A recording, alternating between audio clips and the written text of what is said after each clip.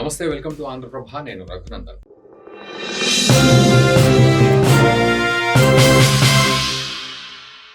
(26/11) attack అంటే November 26న జరిగిన అటాక్. ఇది ముంబై ఉగ్రదాడులు అని మనం అంటాం.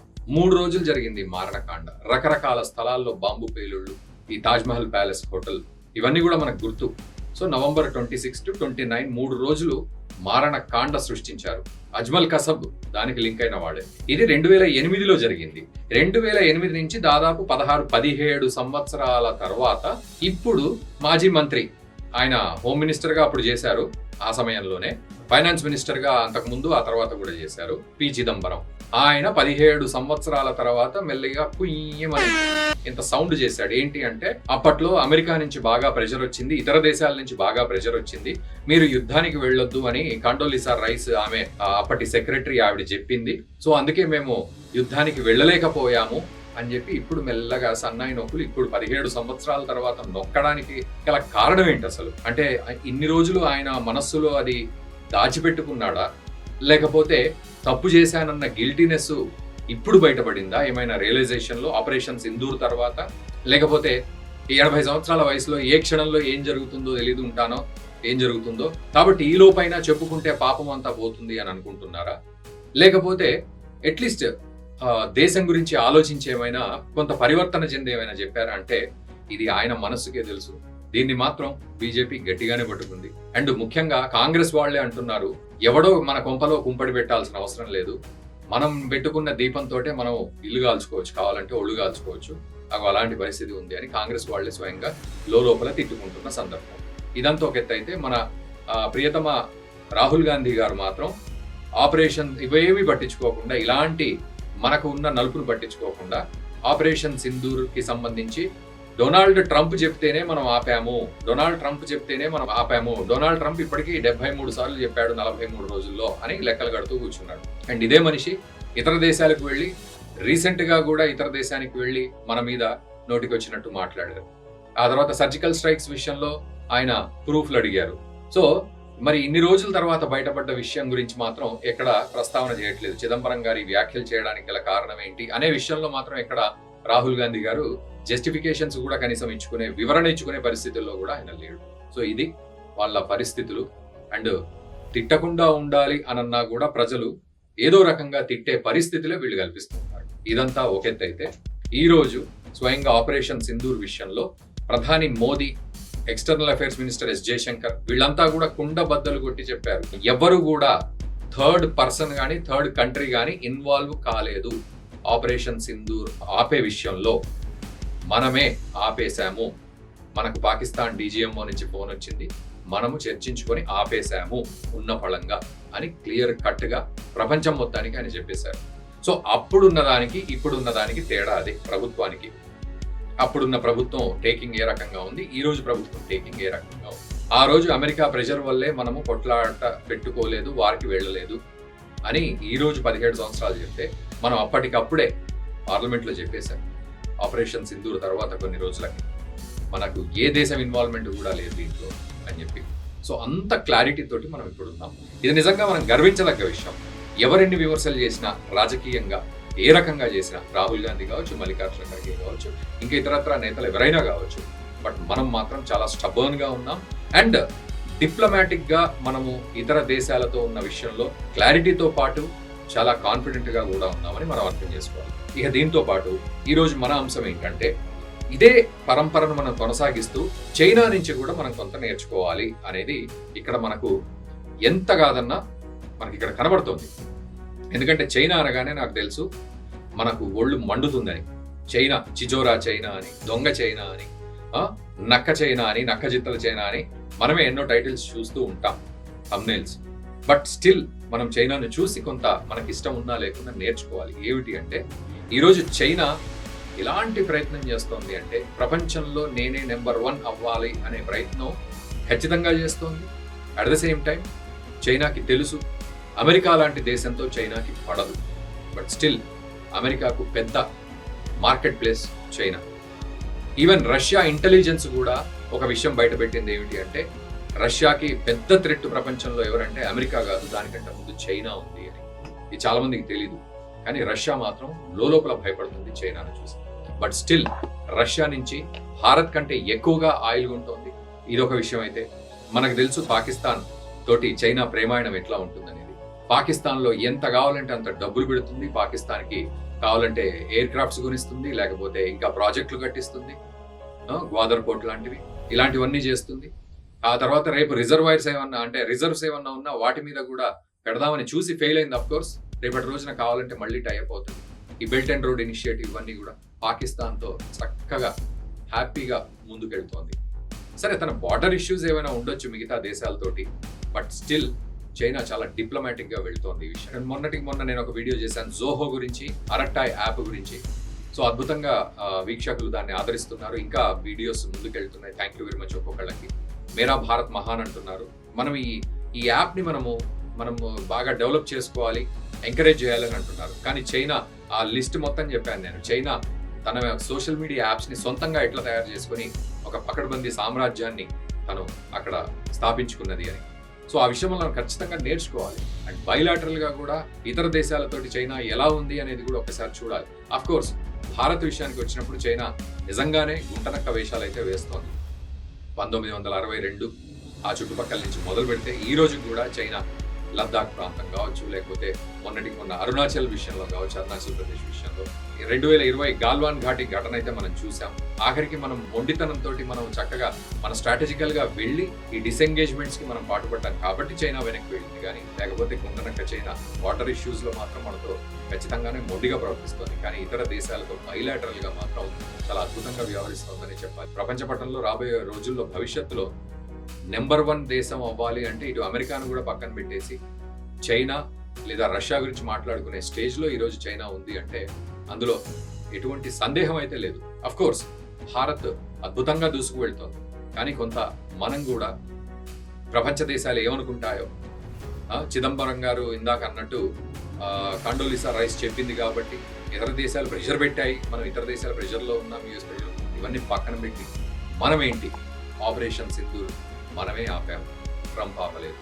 అండ్ రష్యా ఆయిల్ మనం కొనుక్కుంటున్నాం, ట్రంప్ ఆపమన్నా మనం ఆపకుండా కొంటున్నాం. ఒకవేళ అమెరికాకు H1B వీసాలు ఇబ్బంది కనుక అవుతే మనము ఇంకో రకమైన దేశానికి వెళ్ళిపోతాం. లేదా టారిఫ్లు మనల్ని ఇబ్బంది పెడితే రేపటి రోజున ఖచ్చితంగా వాటికి ఇంకో అడుగు వేస్తాం. ఈ రోజు మన భారత్ ఈ రకంగా. అండ్ డిసెంబర్ 5, 2025 పుతిన్ రాబోతున్నారు రష్యా నుంచి. సో పుతిన్ వచ్చిన తర్వాత ఈ 25% టారిఫ్ గురించి మాట్లాడడం కావచ్చు, ఇతరత్ర బైలాటరల్ గా జరగాల్సిన ప్రాజెక్ట్స్ గురించి తను మాట్లాడడం, సిగ్నేచర్లు చేయడం జరుగుతుంది. సో ఈ అడుగులు ఒక గొప్ప అడుగు అనే చెప్పాలి.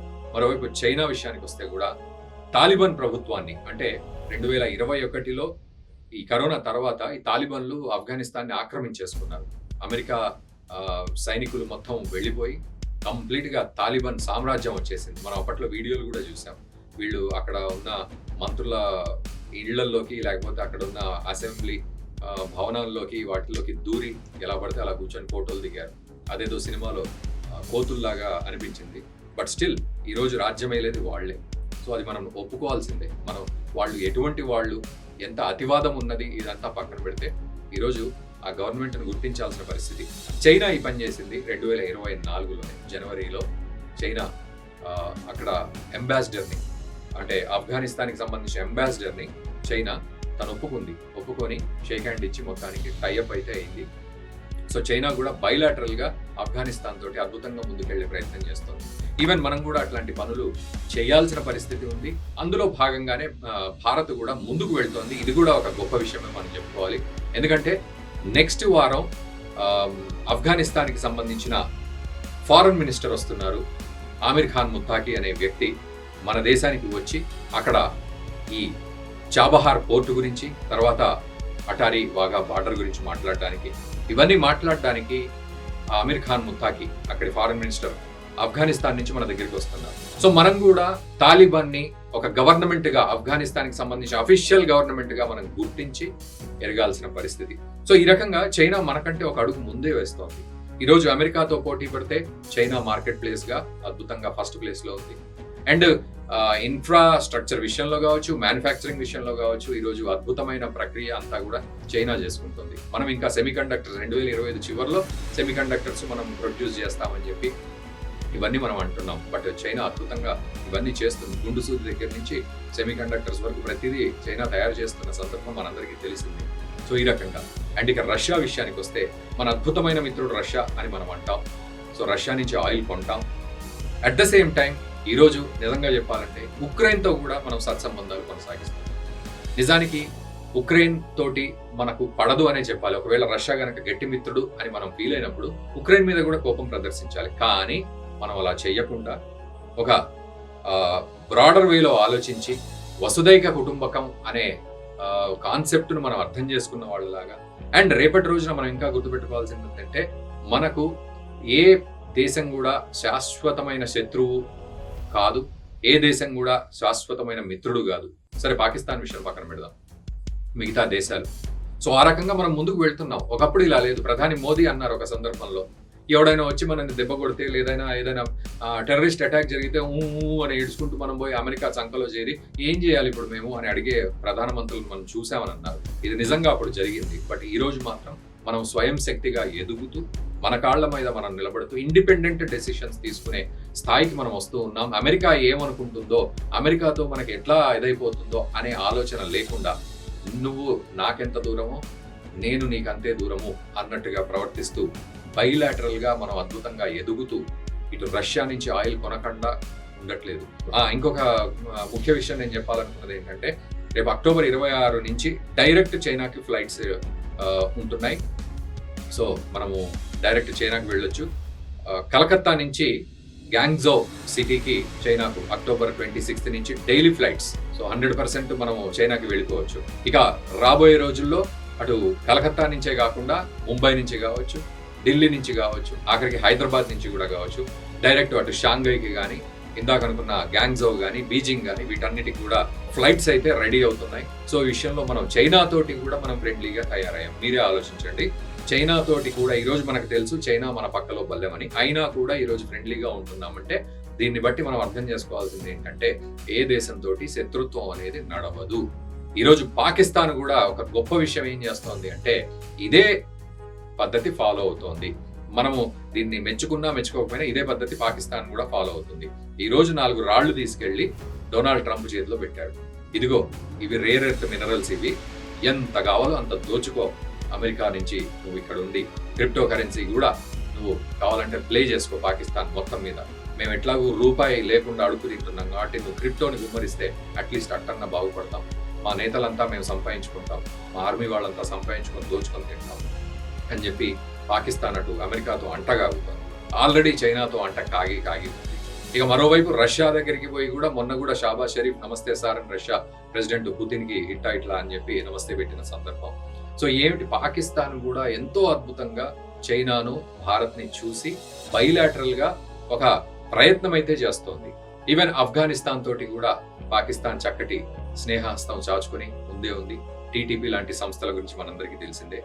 అండ్ బంగ్లాదేశ్ ని కూడా పాకిస్తాన్ లో కలుపుకుంటాం అన్నంత పరిస్థితిలో ఇప్పుడు పాకిస్తాన్ ఉంటుంది. ఏ రకంగా చూసినా మన దేశం ఒక రకంగా ఒక అడుగు వెనకే ఉన్నాం అనుకోవాలి. ఇలాంటి ఫార్ములాస్ కనుక చూసినట్లయితే అఫ్ కోర్స్ ఈ పాయింట్ లో అందరూ ఒప్పుకోకపోవచ్చు. బట్ మనం మాత్రం శత్రు దేశాలు ఏవీ లేవు, మనకు మిత్ర దేశమే. సో విన్ విన్ సిచ్యువేషన్ కోసం మనం వెళ్ళాలి. అమెరికా చెప్పింది కాబట్టి యుద్ధం ఆపేశాం, లేకపోతే ఆపరేషన్ సింధూర్లో అమెరికా చెప్పలేదు కాబట్టి యుద్ధం ఆపేశాం కాబట్టి అమెరికా చెప్పలేదు, ఇవన్నీ కాదు. విన్ విన్ సిచ్యువేషన్ లో మనం ముందుకు వెళ్ళాలి. ఖచ్చితంగా ప్రపంచ పటంలో ఉన్న అన్ని దేశాలతోటి కూడా మనము పెనవేసుకుని పోయే పరిస్థితే ఉండాలి. ఎందుకంటే రేపటి రోజున ఏ దేశం అవసరం ఏ రకంగా మనకు వస్తుందో మనకు తెలీదు. ఫైటర్ జెట్స్ కావాలంటే ఫ్రాన్స్ నుంచి మనం మాట్లాడుకుంటున్నాం. అండ్ రష్యా మనకు ఆయిల్ ఇస్తోంది. అండ్ చైనా మనకు ఈ సెమీ కండక్టర్స్ విషయంలో కానీ ఇతరత్ర విషయాల్లో ట్రేడ్ విషయంలో మనం డెవలప్ చేసుకున్నాం. 5 అగ్రిమెంట్లు చేసుకున్నాం మొన్నటికి మొన్న. అండ్ అమెరికా టారిఫ్స్ వేసినంత మాత్రాన కాదు అని చెప్పి ఇంకా మనము ట్రేడ్ అగ్రిమెంట్స్ చేసుకుంటున్నాం. మొన్నటికి మొన్ననే యూకే తోటి ఫ్రీ ట్రేడ్ అగ్రిమెంట్ చేసుకున్నాం. యూరోపియన్ యూనియన్ తోటి కూడా మనం చేసుకున్నాం. ఇవన్నీ కూడా మనకు ఉన్నాయి. సో ప్రపంచంలో పనికిరాని వస్తువు ఏదైతే లేదు అని మనం అనుకుంటాం, అట్లను ప్రపంచంలో మనకు పనికిరాని దేశం అంటూ ఏది లేదు. ఈవెన్ పాకిస్తాన్ కూడా ఈరోజు ఇదే తెలివికి వచ్చింది. కాబట్టి భారతదేశంతో అటు కయ్యం పడుతూనే వాళ్ళ బ్లడ్లోనే ఉంది అది. బట్ స్టిల్ ఇతర దేశాలతోటి మాత్రం సాంగత్యం, సాన్నిహిత్యం. ఇదే పాకిస్తాన్ అడుక్కు తిని ఆ రోజు అమెరికాతోటి అంటగాగి ఈ రోజు మళ్ళీ అదే ధైర్యంతో ఆసిమ్ మునీర్ కానీ షాబాజ్ షరీఫ్ కానీ చక్కగా కోట్లు సూట్లు వేసుకుని 4 రాళ్ళు తీసుకెళ్లి ఫోటోలు దిగిన సందర్భం, అక్కడ భోజనాలు పెడితే భోజనాలు తింటూ హ్యాపీగా ఎంజాయ్ చేస్తున్న సందర్భం. సో అటు పవర్ పాలిటిక్స్ నడుస్తున్నాయి, అటు బైలాటరల్ ఇష్యూస్లో సక్సెస్ అవుతూ ఉన్నారు. సో ఇవన్నీ కూడా భారత్ నేర్చుకోవాల్సిన పరిస్థితి. అండ్ మనం అద్భుతంగా కూడా అందులో ముందుకు వెళ్తున్నాం. ఇప్పుడున్న ప్రభుత్వం యొక్క కెపాసిటీ అదే, మనం అంత అద్భుతంగా ముందుకు వెళ్తున్నాం కాబట్టే చాలా మంది విమర్శిస్తారు ప్రధాని మోదీని. ఆయన ఎప్పుడు ఫ్లైట్లో ఉంటాడు, కాస్ట్లీ వేసుకుంటాడు, ఫారెన్కి వెళ్ళి అక్కడే ఉంటారు అని చెప్పి నోటికి వచ్చినట్టు మాట్లాడిన సందర్భం. కానీ ఈ రోజు ప్రపంచ పటంలో ఏ దేశంతోటైనా మనకు ఒక 1-to-1 యారో మార్క్ రిలేషన్షిప్ అయితే మనకు అట్లా ఫ్లో చార్ట్లో కనబడుతూ ఉంటుంది 100%. ఇదంతా కారణం కూడా ఇప్పుడున్న ప్రభుత్వం అని చెప్పాలి. అంతేగాని సన్నాయి నొక్కులు నొక్కే పాత మినిస్టర్ల లాగా అప్పటి ప్రభుత్వం లాగా కాదు అనేది ఇది నేను చెప్పినా చెప్పకపోయినా మీ అందరికీ తెలిసిన విషయమే ఇది. కానీ ఇక్కడ ప్రస్తావన తీసుకురావాల్సి వచ్చింది. అండ్ ఇందాక నేను అన్నట్టు చైనా విషయంలో మనం ఏం నేర్చుకోవాలి అంటే కూడా కొంచెం ఆలోచించాలి. ఎందుకు పాకిస్తాన్ భారత్ మీద పెహల్గామ్ అటాక్ చేసినా కూడా చైనా ఎందుకు సైలెంట్ గా ఉంటుంది? అండ్ రష్యా ఉక్రెయిన్ విషయంలో కూడా చైనా ఎందుకు పట్టించుకోనట్టుగా మాట్లాడుతుంది? యుద్ధం వద్దు అని చెప్తోంది కానీ పట్టించుకోనట్టు ఉంటుంది. అండ్ అమెరికా టారిఫ్స్ వేస్తే కూడా ఎందుకు రిటాలియేట్ చేయగలిగింది? ఎందుకంటే అక్కడ 150% వేస్తామని అన్నారు. అయినా కూడా చైనా ఎందుకు వెనక్కి తగ్గట్లేదు? అండ్ ఏ విషయంలో కూడా చైనా చాలా గంభీరంగా ఎందుకు ముందుకెళ్లే ప్రయత్నం చేస్తోంది అంటే చైనా ఒక ఫుల్ విజన్ తోటి ముందుకెళ్తోంది. ఆ విజన్ లో ఫెయిల్యూర్ ఉంటుంది, సక్సెస్ ఉంటుంది, కానీ ఒక విజన్ మాత్రం కంపల్సరీ చైనాకి ఉంది. అటువంటి విషయాల్లో భారత్ కూడా మనం ఎటువంటి అడుగు వేస్తున్నా కూడా కొంత నేర్చుకోవాల్సిన పరిస్థితి అయితే ఉంది. మీరు ఏకీభవించినా ఏకీభవించకపోయినా చైనా విషయంలో భారత్ మాత్రం ఖచ్చితంగా అద్భుతమైన అడుగులు అయితే వేస్తోంది. ఇదైతే కాన్ఫిడెంట్ గా మనం చెప్పుకోగలం. అవునా కాదా మీరు ఒకసారి కామెంట్ చేయండి. భారత్ కూడా అదే విధంగా ప్రపంచ దేశాలతోటి అద్భుతంగా తన ప్రణాళికలు రచిస్తోందా లేదా అనేది మీరు ఖచ్చితంగా కామెంట్ చేయండి. అండ్ ఈ విషయంలో భారత్ గొప్పదనాన్ని నేను తగ్గించట్లేదు, చైనాను చూసి కొంతమంది నేర్చుకోవాలని మాత్రమే నేను చెప్తున్నాను. ఈ వీడియోని ఖచ్చితంగా మన మిత్రులకు కూడా షేర్ చేయండి. ఏమిటి భారత ఆలోచన ఏంటి, చైనా ఆలోచన ఏంటి, ప్రపంచంలో ఎట్లాంటి ఫ్యాక్టర్స్ ఉన్నాయి అనేది ఈ వీడియోలో మనందరికీ తెలుస్తుంది. తెలిసిందా లేదా ఒకసారి కామెంట్ చేయండి. వీడియోని మిత్రులకు కూడా షేర్ చేయండి. Thank you very much.